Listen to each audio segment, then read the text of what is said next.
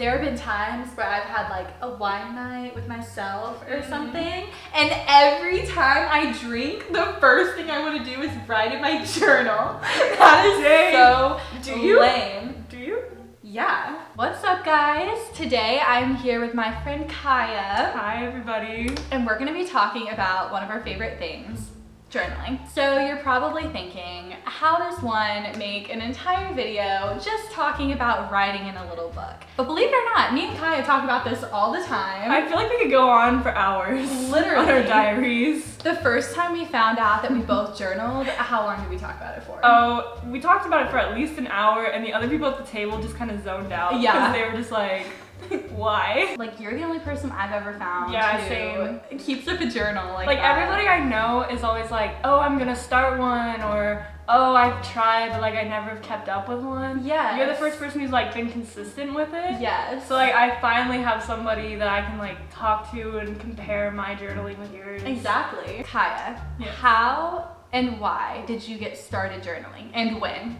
Okay. I have all the questions. Well, let's bring it back way back to when I was 12 is when I started, and I was gonna move to Guatemala for 2 months, and my mom just bought me a journal and was like, hey, whenever I went, I wish that I had kept a journal, like, and it was new and exciting, and I was like, okay, sure. Yeah, it was really blotchy at first just because I didn't have like the system yet, like I didn't know how I wanted to write. So at what point did you like get consistent in your journaling? I feel like I got more consistent in high school, but the most consistent in college. What about you?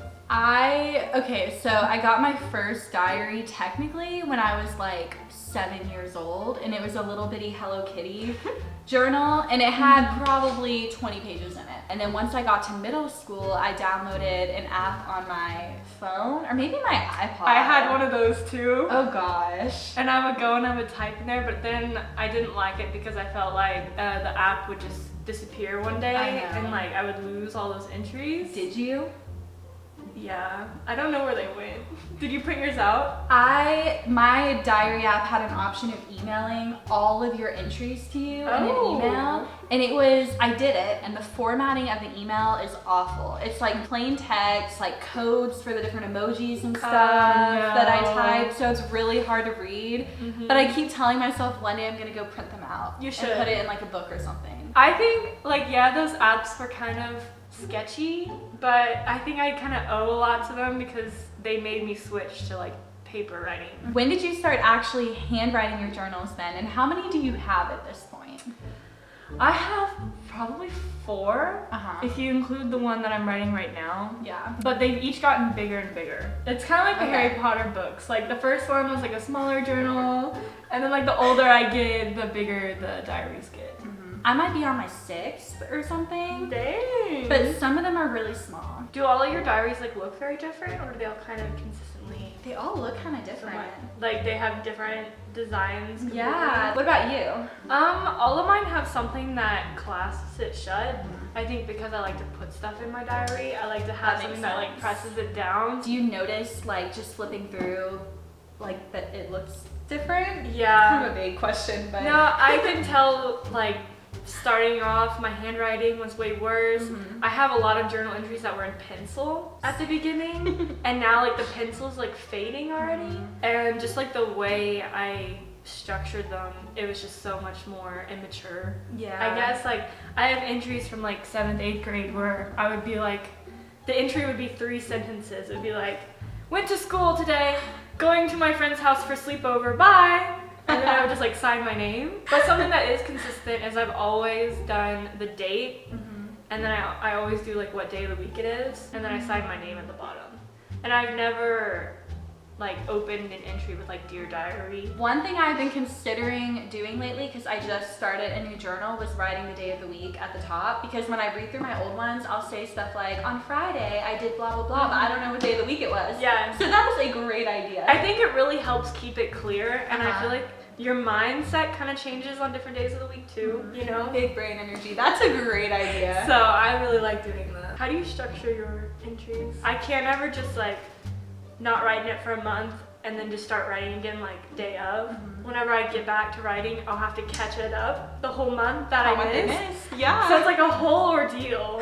You know, I'll be like, this week, and like I'll section it with an underline and like write 2 pages on that week. Finally, I can talk to someone about this who gets it. Yes. I just started a new journal, and I remember you ended on the first day. Yes. My last one was exactly a year long. It was perfect. It was everything I could have asked for. This one I'm trying to write as like a standalone journal. Oh, like I want it to be your other something. journals? Yes. I want it to be something that like in the future someone could read this specific journal and not need to read the previous ones for context, which meant that when I first started it, I needed to give context, which is something Kaya has said that she does. I always do that, yeah. You like kind of introduce yourself? Yeah, every time I start a journal, I first do a page where it's like my likes. It's like favorite food, favorite movie, stuff like that, because it's fun to see how much I change, and I always in my diaries with that too.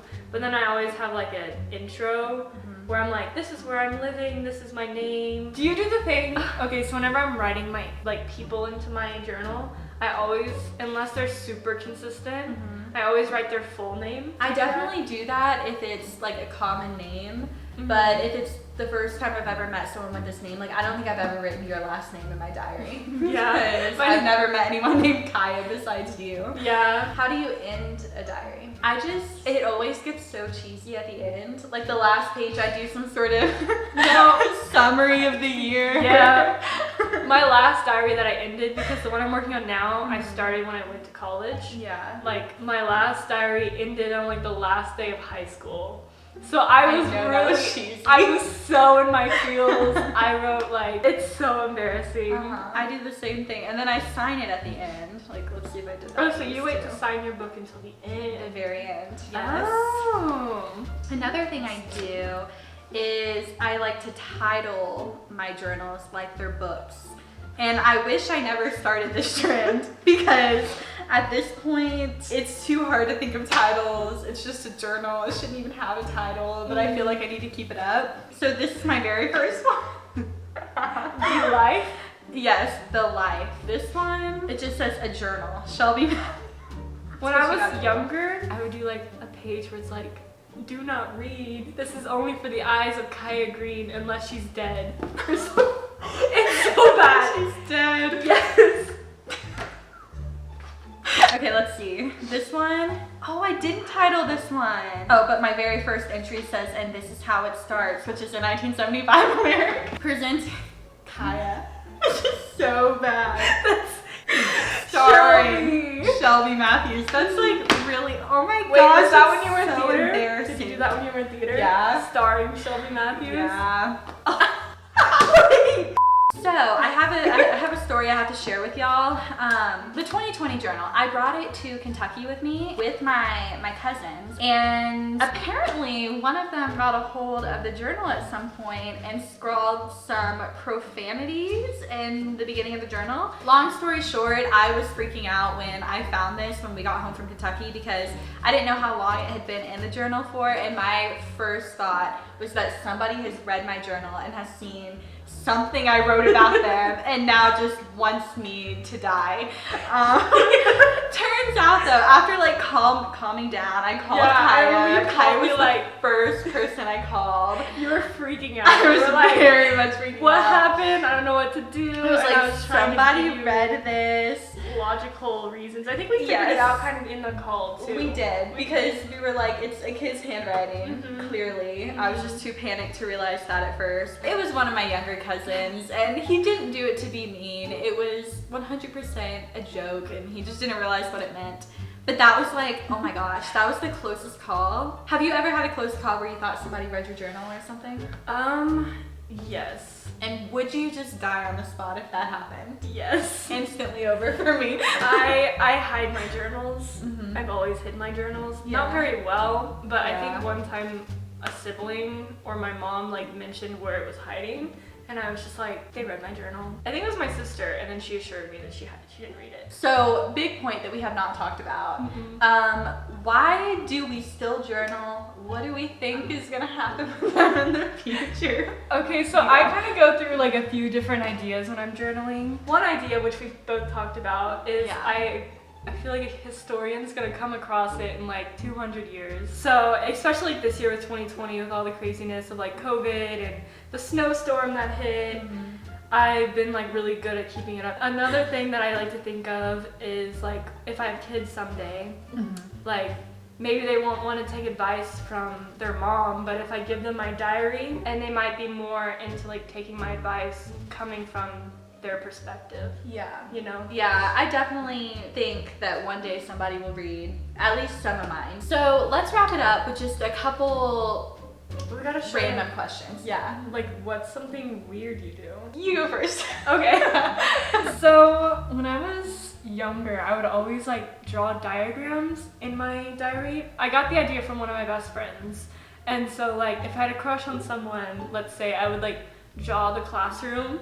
And I would draw like where I would sit and where they would sit. Like it's so bad. Like if I had like an important evening like at a band competition, I would sit like where everybody sat that day at lunch or something in like the circle and stuff. That was the most exciting thing about getting out of my app and getting an actual like written journal. I realized I could draw things and like, so look at this. This is my first written one. Oh wait, I think I wanted to show you a different one. Yes, okay. Do you ever do that? I've never done that. I'll draw like text bubbles. I drew a map. I've done a map before. This is him, this boy climbing through the grass. We're not gonna look too much into that, but it's kind of funny. I have old laughed. diary pages where I would dedicate like a whole page and like write like their name with like a heart. So you title your entries then? Oh yeah, I didn't do that. Yes. Do you title your entries? Very, very rarely. I have actually a lot of fun titling my entries. And then here's another diagram, me and like where that person was sitting in class and my friends. Sometimes I think I can just draw and I just can't. Here I drew an Instagram post of a makeup look I really liked, which is very on brand for me. And so you also do pictures, like actual pictures. I do like pictures. Draw. I have like a few that are doodles that I would cut out and tape in. I don't actually draw in my diary. It's more just stuff that I do outside and tape it in. But I do love putting pictures in. Because I feel like that gives context to whoever reads it. That's such a good idea. It's fun to look back on. It breaks up the words more. I feel like it's like, it's adding proof. Like it's like, oh, see, I didn't make it up. It happened, you know? And I also think it's fun to compare prices.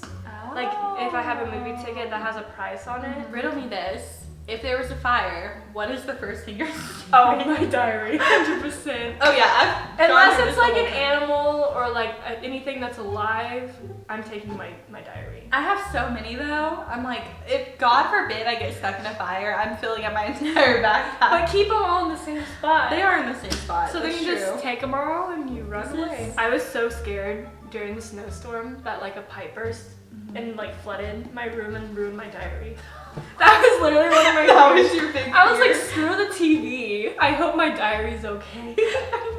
So I hope you guys enjoyed watching this and maybe you learned something or you were inspired to start a journal. Comment down below, let us know if you have any cool journaling habits. Give her a like. Yes. She's a great person. I will link Kaya's YouTube channel down below as well. She does have one. I do a lot of travel vlogs. Yeah. And with all that being said, I guess I'll see you all soon with another video. Bye everybody. Bye. Stop.